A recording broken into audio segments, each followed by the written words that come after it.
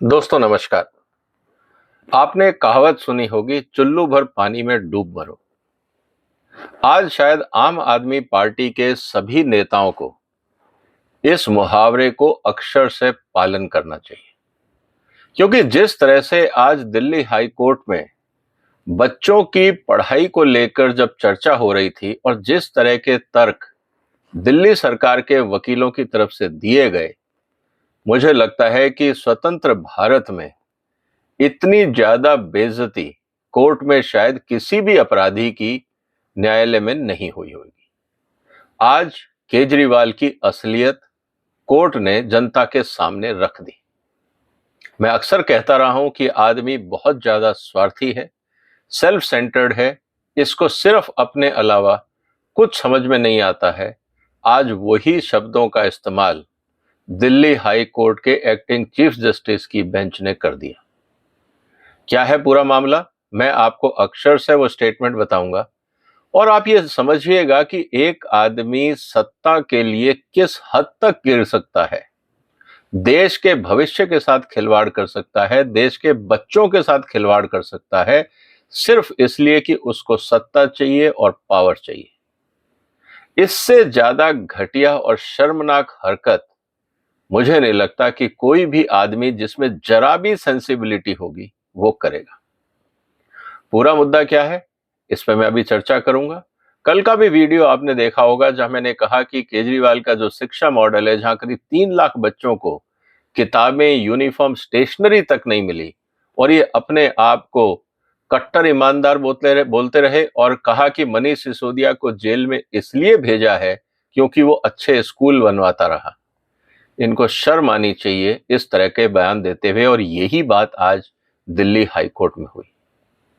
मुझे लगता है कि केजरीवाल और मनीष सिसोदिया को आजीवन कारावास मिलना चाहिए 3 लाख बच्चों के भविष्य के साथ खिलवाड़ करने के लिए।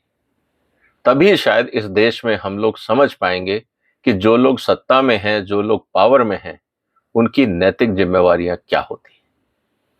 बहुत ही दुखदाई डेवलपमेंट हो रहा है दिल्ली में और इसको समझना हम सब के लिए जरूरी है। और जो लोग आज तक केजरीवाल के हमदर्द बने रहते हैं और जो अक्सर मुझे कहते हैं कि आप केजरीवाल के खिलाफ इतना क्यों बोलते हो, मैं अक्सर उनको एक ही बोलता हूं कि आप इस आदमी का डीएनए पहचानिए।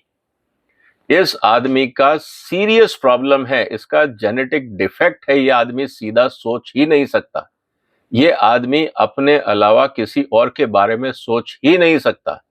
जो अपने बच्चों की झूठी कसम खा ले और हर कदम पे झूठ बोले, देश को गुमराह करे, आतंकवादियों से चंदा ले, उससे आप क्या उम्मीद कर सकते हो। जो अपनों का नहीं हुआ वो बाकियों का क्या होगा।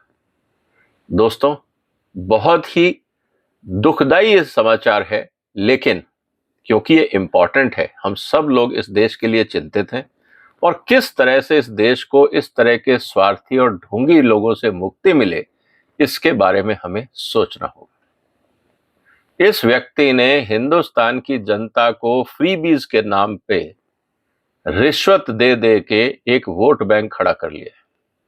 उन लोगों को कौन समझाएगा कि आप जो बिक रहे हो फ्रीबीज के चक्कर में, वो आपके बच्चों के लिए और आपके देश के लिए घातक है। तो थोड़ी तो सेल्फ रेस्पेक्ट रखिए, ऐसे व्यक्ति का साथ मत दीजिए जो इस देश को बर्बाद कर रहा है, इस देश के बच्चों को बर्बाद कर रहा है। मैं काफी क्षुब्ध हूं क्योंकि जिस तरह के बयान आज हाई कोर्ट में हुए हैं, कोई भी सेंसिबल व्यक्ति जिसको जरा भी देश की चिंता है, वो निश्चित रूप से निराश होगा। क्या है मामला, आगे बढ़ते हैं, लेकिन उससे पहले निवेदन है कि आप इस वीडियो को शेयर कर लीजिए और इस चैनल को सब्सक्राइब कर लीजिए। अगले हफ्ते इसी मुद्दे पे और डेवलपमेंट होंगे, मैं आपको उसकी डिटेल में बारीकियां समझाऊंगा, इसलिए इस चैनल को सब्सक्राइब जरूर कर लीजिएगा और फॉलो करना मत भूलिएगा। आज जब दिल्ली हाई कोर्ट में जब सुनवाई हो रही थी, और जैसा मैंने कल के वीडियो में आपको बताया कि दिल्ली में 3 लाख बच्चों के पास न किताबें हैं, न स्टेशनरी है, न यूनिफॉर्म है, और टीन की टप्परों की छतों के नीचे बैठ के वो पढ़ रहे हैं, इसको ये वर्ल्ड क्लास शिक्षा बोल रहे हैं। शर्म नहीं आती इन लोगों को। उस बात को लेके आज हाई कोर्ट ने ये कहा कि जो दिल्ली सरकार में लोग बैठे हैं, इनको जमीनी हकीकत के बारे में कुछ नहीं पता। ये सिर्फ पावर हंग्री हैं, सत्ता पाने के लिए कुछ भी कर सकते हैं। The government is just interested in appropriation of power and nothing is working on the ground level. ये ऑब्जर्वेशन है हाई कोर्ट के। जब हाई कोर्ट में दिल्ली सरकार के वकीलों ने ये बोला कि साहब हमें सौरभ भारद्वाज ने कहा है कि हम इसलिए बच्चों को किताबें और यूनिफॉर्म नहीं दे पा रहे हैं क्योंकि केजरीवाल जेल में है। आप समझिए कितनी शर्मनाक स्टेटमेंट वकील ने दी है दिल्ली सरकार की तरफ से कि हम बच्चों को इसलिए किताबें और यूनिफॉर्म और स्टेशनरी नहीं मुहैया करा पा रहे हैं क्योंकि केजरीवाल जेल में है, क्योंकि जो कमीशन बनेगा या जो कमेटी बनेगी उसको 5 करोड़ से ज्यादा का अधिकार नहीं है और ये सब चीजें 5 करोड़ से ज्यादा में आएंगी और क्योंकि उसमें मुख्यमंत्री के हस्ताक्षर चाहिए इसलिए हम नहीं दे पा रहे क्योंकि केजरीवाल जेल में। दोस्तों यहां एक फ्लैशबैक करिए, जब इस व्यक्ति को अपना शीश महल बनवाना था इसने क्या किया था? उसमें लिखा था कि अगर आपको 10 करोड़ से ज्यादा की इन्वेस्टमेंट करनी है किसी सिविल वर्क में तो आपको कैबिनेट की अप्रूवल लेनी पड़ेगी। इस व्यक्ति ने 9 करोड़ 99 लाख के बिल बनवाए ताकि कैबिनेट में न जाना पड़े। आज यही व्यक्ति की सरकार, केजरीवाल की सरकार, बेशर्मी से ये बोलती है कि 5 करोड़ से ऊपर का पेमेंट हम दे नहीं पाएंगे क्योंकि केजरीवाल जेल में है। अरे यार 4 करोड़ 99 लाख का बिल बना लो, रीजन वाइज बांट लो। जिस तरह से तुमने अपने स्वार्थ के लिए कानूनों को तोड़ा और बेशर्मी दिखाई, कम से कम बच्चों के भविष्य के लिए अगर कानून तुम तोड़ते हो तो शायद लोग अप्रिशिएट करते हैं। ये है इनकी घटिया मानसिकता, ये है इनका ढोंग। यही मैं आपके सामने रखना चाह रहा था कि शीश महल में इनको समझ में आता था कि किस तरह से अप्रूवल लेने हैं, लेकिन जब बच्चों के भविष्य की बात है, किताबों की बात है, यूनिफॉर्म की बात है, स्टेशनरी की बात है, ये रूल बुक लेके खड़े होते हैं और ये बोलते हैं क्योंकि चीफ मिनिस्टर का सिग्नेचर जरूरी है और चीफ मिनिस्टर जेल में है। अरे यार चीफ मिनिस्टर पहले कौन से कागज साइन करता था? तो इस पे हाई कोर्ट काफी नाराज हुआ। हाई कोर्ट के एक्टिंग चीफ जस्टिस ने कहा कि it was the Delhi government administration call to say that government will continue to run from the jail even if Kejriwal is in jail, and government was forcing the court to go down a road which it did not intend to. आप हमें मजबूर कर रहे हैं कि हम आपको कुछ सुनाएं, कुछ कहें और कुछ कार्रवाई करें। आप इतने बेशर्म हो गए हैं कि आपको कुछ समझ में नहीं आ रहा है कि आप क्या कह रहे हैं। कोर्ट ने यही कहा कि this is what you have to look at it, no instructions are required now. उन्होंने बहुत साफ कहा this is your administration call. आपने ही कहा था ना कि केजरीवाल जेल से सरकार चलाएगा, किसी और ने तो नहीं कहा था।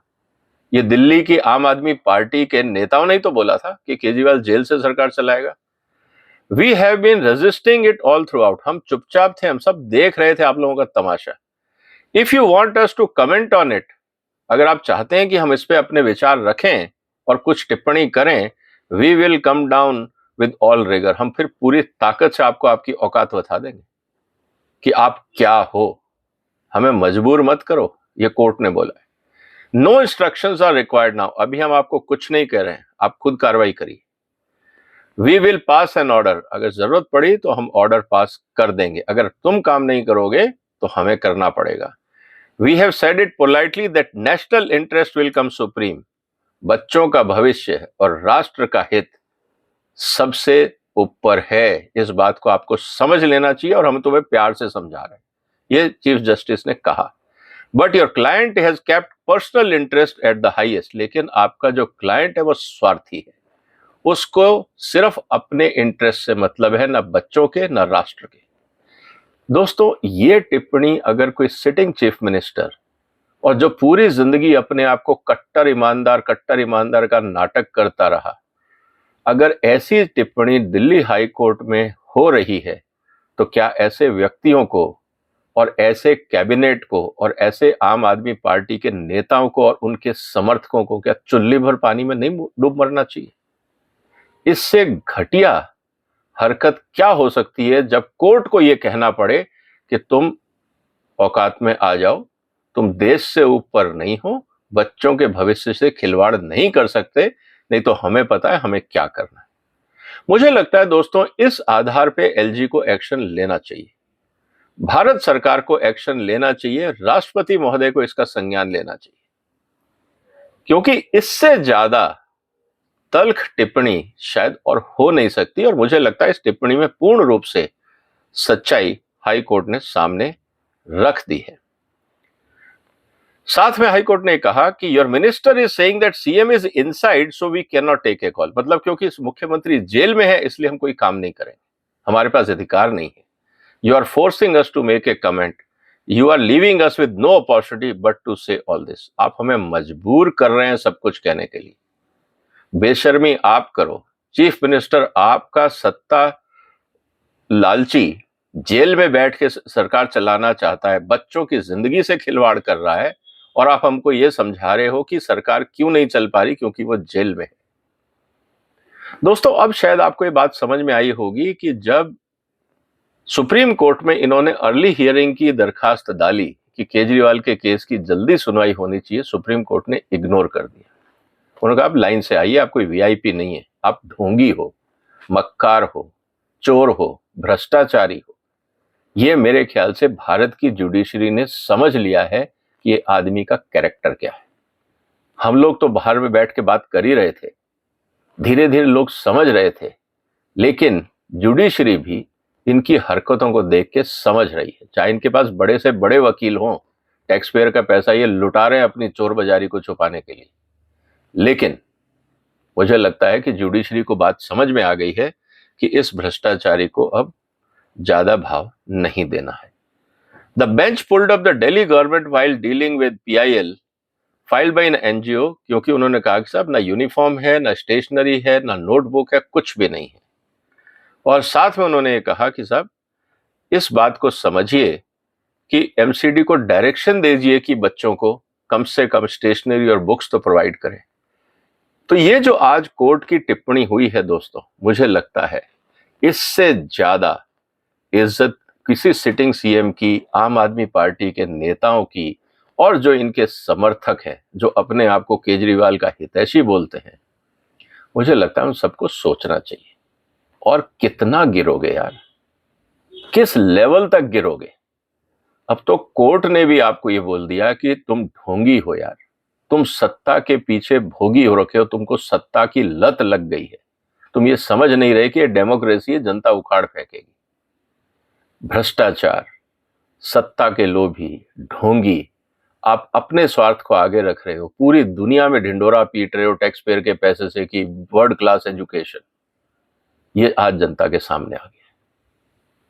मुझे लगता है कि दोस्तों आप भी विचलित होंगे इस तरह के जब कोर्ट के स्टेटमेंट आते हैं।